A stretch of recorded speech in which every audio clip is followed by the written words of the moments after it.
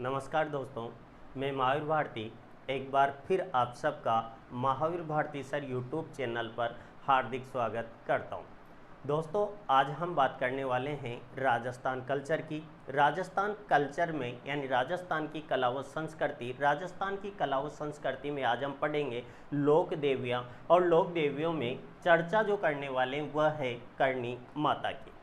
दोस्तों, यानी कि थोड़ा सा मैं आपको बता दूं कि अपने YouTube चैनल पर आपको संपूर्ण राजस्थान जीके उपलब्ध करवाई जा रही है, जिसमें राजस्थान ज्योग्राफी, राजस्थान कला व संस्कृति व राजस्थान का इतिहास। इसके अलावा आने वाले जो वीडियो होंगे वह भारत से संबंधित यानी कि इंडिया ज्योग्राफी का भी आपको पार्ट यानी कि उपलब्ध करवाया जाएगा। अतः जो भी इस चैनल पर आप नए हो वह चैनल को सब्सक्राइब करें, लाइक और शेयर तथा कमेंट्स करें। अतः दोस्तों, हम आते हैं कहाँ पर, करणी माता। करणी माता की अगर हम बात करते हैं तो पहला ही क्वेश्चन अपने सामने आता है कि करणी माता का जन्म कहाँ पर हुआ। जन्म कहाँ पर हुआ? तो जन्म की अगर हम बात करें तो दोस्तों सुआप गांव और सुआप गांव कहाँ पड़ता है? जोधपुर में पड़ता है। सुआप गांव जोधपुर में हुआ। सुआप गांव जोधपुर में हुआ। इनके पिता का नाम क्या था? तो दोस्तों अगर पूछा जाए कि पिता का नाम क्या था, पिता, तो इनके पिता का नाम क्या था? पिता का नाम था दोस्तों यानी कि क्या? मेहाजी चारण। मेहाजी चारण इनके पिता का नाम था। मेहाजी चारण के यहाँ पर इनका क्या हुआ था? जन्म हुआ था। क्वेश्चन फिर पूछ लिया जाए कि करणी बाई का जो जन्म हुआ मेहाजी चारण के यहाँ जन्म कौन से गांव में हुआ? सुआप गांव जोधपुर में हुआ। लेकिन करणी माता कौन से गोत्र से संबंधित है? तो गोत्र अगर पूछा जाए तो गोत्र इनका क्या था? कीनिया गोत्र था दोस्तों। क्या था? कीनिया गोत्र से संबंधित थी यानी क्या? करणी माता। इनके बचपन का नाम यानी कि मूल नाम करणी माता का मूल नाम क्या था? तो दोस्तों करणी माता का मूल नाम था क्या? रिद्धिबाई। रिद्धिबाई या रिद्धुबाई के नाम से भी इन्हें जाना जाता है। तो मूल नाम क्या था? रिद्धिबाई था। किसका मूल नाम? करणी माता का। लेकिन करणी माता को किन किन उपनामों से जाना जाता है? तो कौन कौन से उपनाम थे जिनसे इन्हें जाना जाता है? तो इन्हें काबा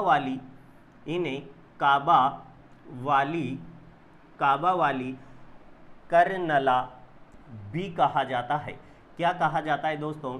काबा वाली कर्नला कहा जाता है। क्यों कहा जाता है? क्योंकि इनके पूर्वज यानी कि 21 चूहों के रूप में, जिन्हें यानी कि 21 रूप में पूजा जाता है, काबा के रूप में पूजा जाता है। अतः करणी माता को क्या कहा जाता है? काबा वाली कर्नला के नाम से भी जाना जाता है। दोस्तों अगर और उपनामों की बात करें तो इन्हें चूहों की देवी भी कहा जाता है। चूहों की देवी किसे कहा जाता है? तो दोस्तों चूहों की देवी किसे कहते हैं? करणी माता को ही कहते हैं। इनकी क्या और उपनाम मिलते हैं? हाँ दोस्तों, उपनाम मिलते हैं इन्हें के क्या? कर्नल,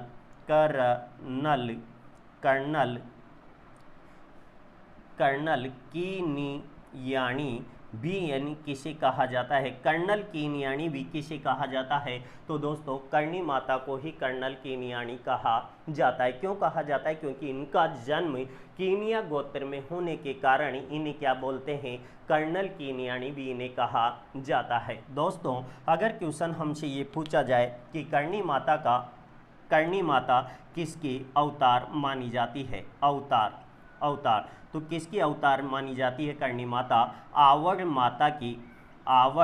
माता या फिर इन्हें किस नाम से जाना जाता है? तेमड़ राय के नाम से भी जाना जाता है। यानी तेमड़ राय या फिर आवड़ माता की क्या मानी जाती है? करणी माता अवतार मानी जाती है। तो अवतार किसकी है? आवड़ या तेमड़ राय माता की अवतार मानी जाती है। दोस्तों अगर क्वेश्चन पूछा जाए कि इनका विवाह, करणी माता का विवाह तो करणी माता का विवाह यानी कि कहाँ पर हुआ था? करणी माता का विवाह हुआ था दोस्तों कहाँ पर? सीठ का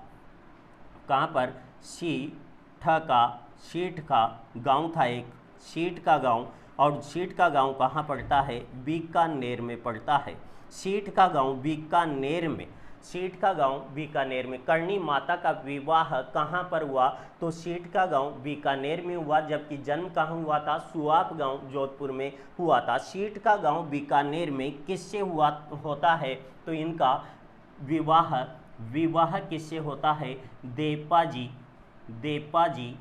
देपाजी बिट्ठू से इनका क्या होता है? विवाह होता है। तो इनका विवाह किससे हुआ था?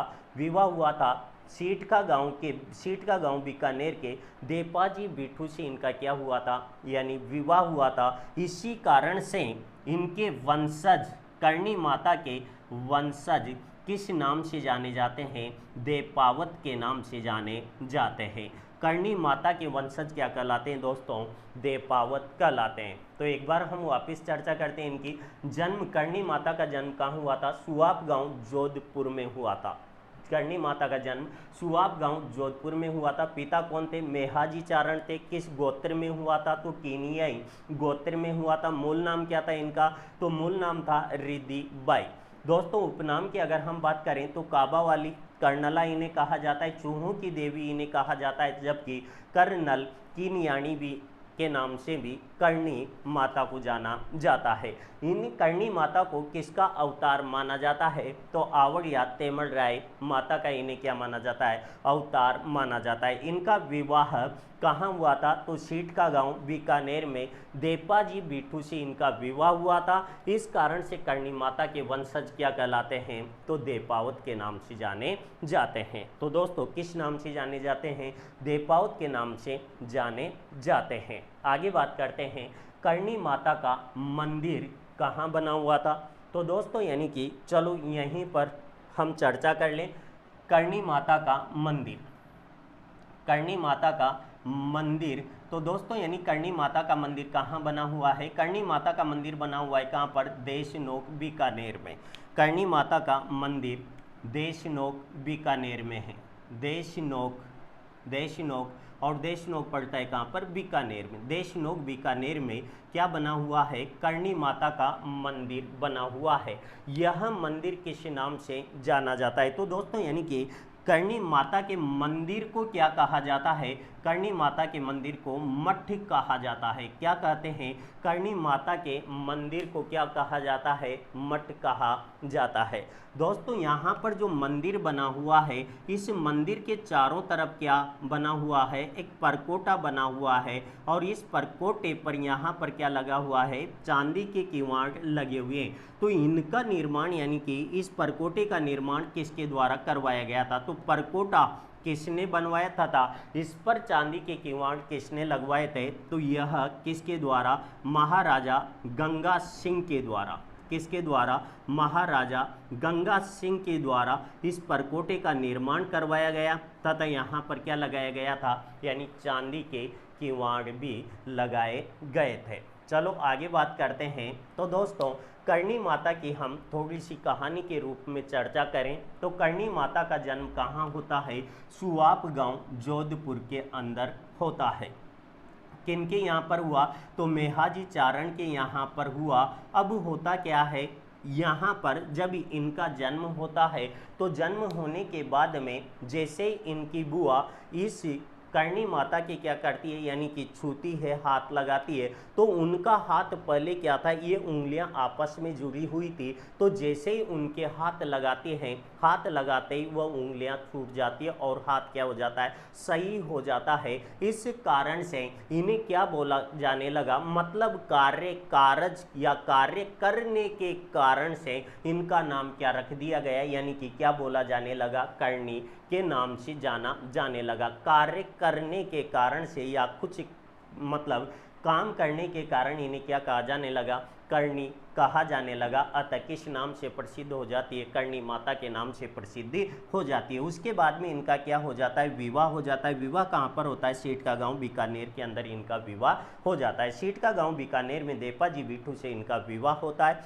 विवाह होने के बाद में करणी माता के क्या नहीं थी, यानी कि कोई संतान नहीं थी। संतान नहीं होने के कारण से ये कहाँ गांव छोड़कर चले जाते हैं और जंगल में जाकर रहने लगते हैं। जंगल में जाकर कुछ गायें होती हैं इनके पास में, गायों को लेकर चले जाते हैं और जंगल में जाकर रहने लगते हैं। तो दोस्तों यानी सर्वप्रथम सर्वप्रथम कहाँ पर जाकर ये रहने लगे थे? सर्वप्रथम स्थान जो था वह कौन सा था? नेहड़।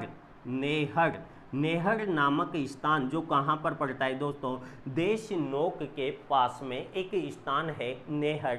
नेहड़ नामक स्थान पर इन्होंने जानकर मतलब सर्वप्रथम अपना क्या बनाया था? निवास स्थान बनाया था, जहाँ पर ये जाकर रहने लगे थे। अब देखो यहाँ से होता क्या है, कुछ समय बाद में यह करणी माता अपनी बहन के पुत्र को क्या लेती है? गोद ले लेती है। अपनी बहन का जो पुत्र था उसे क्या करती है? करणी माता गोद ले लेती है। और यही बच्चा एक दिन घूमता फिरता यहाँ पर बीकानेर के अंदर एक झील है, जिस झील का नाम क्या है दोस्तों? तो झील का नाम है क्या? कोलायत झील। कौन सी झील है?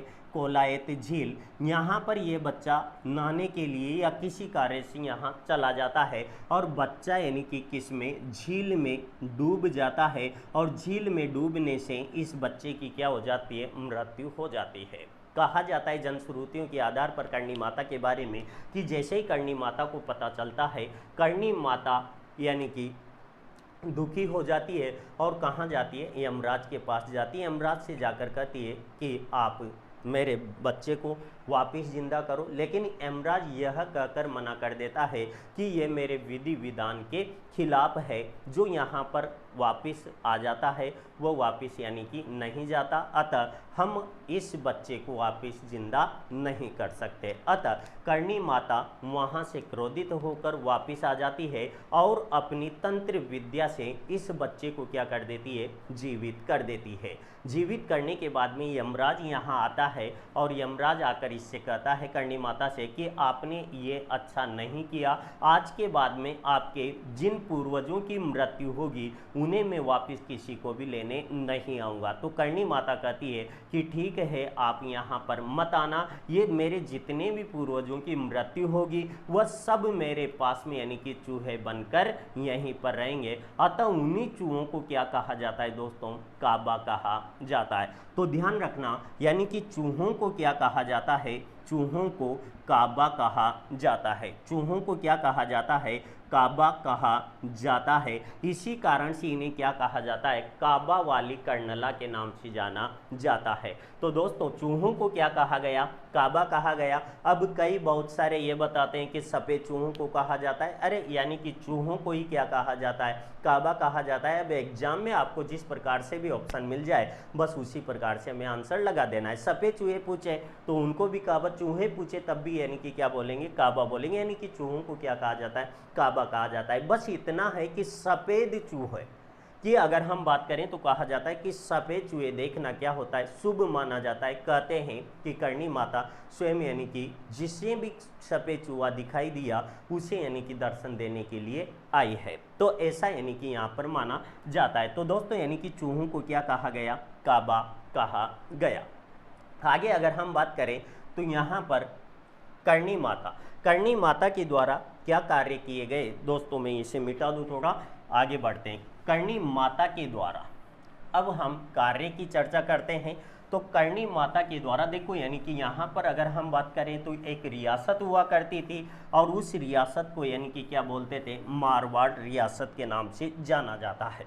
मारवाड़ रियासत के नाम से जाना जाता है करणी माता के समय दोस्तों। यानी कि कौन सी रियासत? यानी जोधपुर बोल सकते हैं हम। जोधपुर रियासत, जोधपुर रियासत।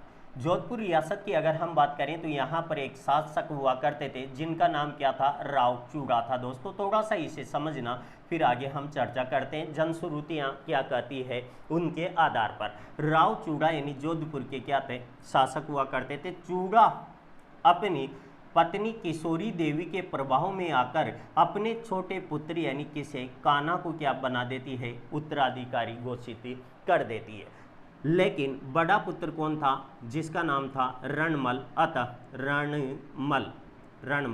रणमल यहाँ से नाराज होकर कहाँ चला जाता है? मेवाड़ चला जाता है। कुछ समय कान्हा यहाँ पर शासक बनता है। कहा जाता है कान्हा एक अत्याचारी शासक के रूप में यहाँ पर रहते हैं। ये यानी कि शिकार करने के लिए जब एक दिन जंगल में जाता है तो करणी माता की गाय का क्या करता है? शिकार कर देता है। इस कारण से करणी माता नाराज होकर कान्हा का क्या कर देती है, वध कर देती है। उसके बाद में कान्हा का वध करने के बाद में किसे, रणमल, जो अपने जनश्रुतियों में रीडमल लिखा हुआ है, अतः दोस्तों इतिहास में वह नाम क्या है, रणमल होता है। तो रणमल को क्या बनाती है, शासक बनाती है। इसके बाद में रणमल का पुत्र था एक दोस्तों जिसका नाम था क्या, जोधा, यानी कि क्या, राव जोधा। राव जोधा के द्वारा कब की बात है, राव जोधा के द्वारा 1459 ईस्वी में, 1459 ईस्वी में जोधपुर की स्थापना की जाती है। किसकी स्थापना की जाती है, जोधपुर की स्थापना की जाती है। और जोधपुर की स्थापना करके यहाँ पर एक दुर्ग का निर्माण करवाया गया जिसका नाम क्या है, मेहरानगढ़ दुर्ग। क्या है दोस्तों, मेहरानगढ़ दुर्ग। अतः कहा जाता है कि मेहरानगढ़ दुर्ग की नींव जो रखी गई थी वह नींव किसके द्वारा रखी गई थी, तो करणी माता के द्वारा रखी गई थी, करणी माता के द्वारा रखी गई थी। तो जोधपुर यानी मेहरानगढ़ दुर्ग की नींव किसके द्वारा रखी गई थी, करणी माता के द्वारा ही रखी गई थी। इसके बाद में अगर हम और आगे बात करें, चर्चा करें, तो राव जोधा का एक पुत्र था जिसका नाम क्या था, राव बीका। राव बीका के द्वारा किसकी स्थापना की गई, बीकानेर की स्थापना की गई। तो बीकानेर की स्थापना किसके द्वारा की गई थी दोस्तों, राव बीका के द्वारा की गई थी। अतः राव बीका के द्वारा बीकानेर की जो स्थापना की गई वह किसके आशीर्वाद से, करणी माता के आशीर्वाद से की गई। करणी माता के आशीर्वाद से क्या की गई थी, बीकानेर की स्थापना की गई थी। तो दोस्तों समझ में आया, यानी कि कौन सा दुर्ग, मेहरानगढ़ जो दुर्ग है, इस मेहरानगढ़ दुर्ग की नींव किसके द्वारा रखी गई थी, करणी माता के द्वारा रखी गई थी। बीकानेर की जो स्थापना राव बीका के द्वारा की गई तो किसके आशीर्वाद से की गई थी, तो करणी माता के आशीर्वाद से ही की गई थी। दोस्तों अगर हम बात करें तो करणी माता का जो मंदिर है, करणी माता के मंदिर पर दो कड़ाह रखे हुए हैं, यानी कि दो क्या रखी हुई है, कढ़ाइयाँ रखी हुई है। अतः इन कढ़ाइयों की अगर हम बात करें तो इनमें एक का नाम क्या है, सावन, और एक का नाम क्या है, भादो है। तो सावन भादो कढ़ाइयाँ, क्वेश्चन पूछ लिया जाता है एग्जाम में, सावन भादो कढ़ाइयाँ कहाँ पर स्थित है, तो दोस्तों करणी माता के मंदिर पर स्थित है। ये अगर क्वेश्चन आपसे ये पूछा जाए कि सावन भादो झील कहाँ पर है, सावन भादो कढ़ाइयाँ तो कहाँ पर है, सावन भादो कढ़ाइयाँ करणी माता के मंदिर पर है। सावन भादो झील कहाँ पर है, तो दोस्तों सावन भादो झील कहाँ पर है, सिरोही के अंदर है। सावन भादो परियोजना कहाँ पर है, तो सावन भादो परियोजना कोटा के अंदर स्थित है। तो ध्यान रखना शब्दों का, सावन भादो दो अपने हिंदी के महीने भी होते हैं। दोस्तों अगर क्वेश्चन हमसे पूछा जाए कि करणी माता का मेला कब लगता है, करणी माता का मेला, तो दोस्तों यह जो मेला लगता है यह लगता है कब, चैत्र व अश्विन महीने, अश्विन महीनों के नवरात्रों में क्या लगता है, मेले का आयोजन होता है। तो कितनी बार लगता है दोस्तों, एक तो पहले तो किस में, चैत्र महीने में, और दूसरा यानी अश्विन महीने, मतलब वर्ष में कितनी बार, 2 बार, वर्ष में 2 बार किसका, करणी माता का मेला लगता है, जो कब कब लगता है, चैत्र व अश्विन महीनों के नवरात्रों में यहाँ पर मेले का आयोजन होता है। तो दोस्तों ये थी अपनी करणी माता से संबंधित। अतः नेक्स्ट वीडियो में हम अगली माता के नाम को लेकर हाजिर होंगे। तब तक के लिए दोस्तों नमस्कार।